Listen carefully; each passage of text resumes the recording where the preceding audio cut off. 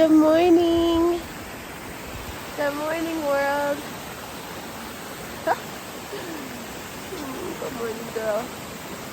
There must be some good minerals in this mountain, obviously, right?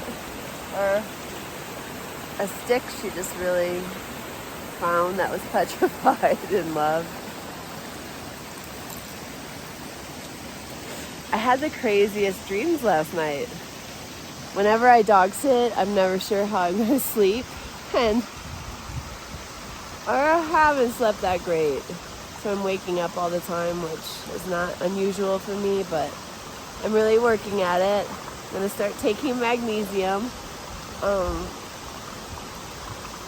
But I had a dream that was re-emphasizing what I've been working on for quite a while this winter, which is boundaries, right? Like, where do you leak your vital energy? And that's why the yogic arts have like swept the Western world, you know, since the 70s was really, maybe earlier they were starting to trickle here, but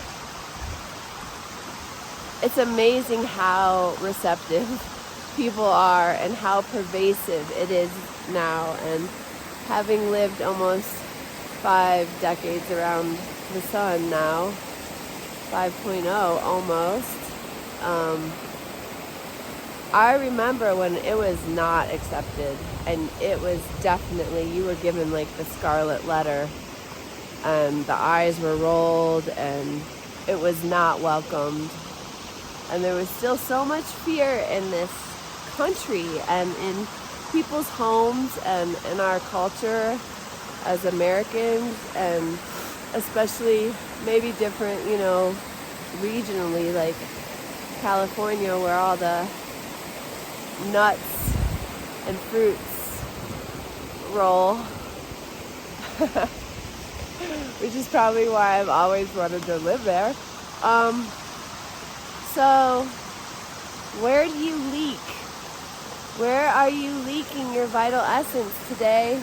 Tomorrow, really, I got a scholarship to do another Ashtanga intensive through Miami Life Center, and I'm so grateful. They were a part of my whole COVID reality. Kino and her husband Tim, and then that's how I got back out to Cali. Was my beautiful friends from Colorado were like, we miss you, and they actually came and drove out to Ohio and brought me back out here in my rig. And then I bounced back and forth to my friends' places and did this Ashtanga intensive through COVID. So I had the best COVID. I got to reconnect with my spiritual homeland. This is where I began my real adulting and my real spiritual, my real adulting, my real growth as a young woman with not a lot of skills. I mean, I'd graduated from college and I grew up in a small town in Ohio, but my real skills were only still trying to fit in, and I was just crushing my spiritual awakening, which really happened when I was 19. But I was still in the culture and the chaos of trying to perform and graduate. And then I moved here, and everyone was like, you have permission to be and do and become and achieve anything you can imagine. And this place is full of like PhDs and doctorates and grad students who are bussing tables and working on ski lifts. I don't know if that's the same, but that's the way it was when I moved here. And now it's like a playground for 9-digit zeros and beyond. And Lift 9, the historic Lift 9, is being taken off the mountain and upgraded with a high-speed chairlift. So I am so grateful that I got to ski the couple last days before the mountain closed. It was like, what's possible? So when you have a dream, so I'll wrap this up.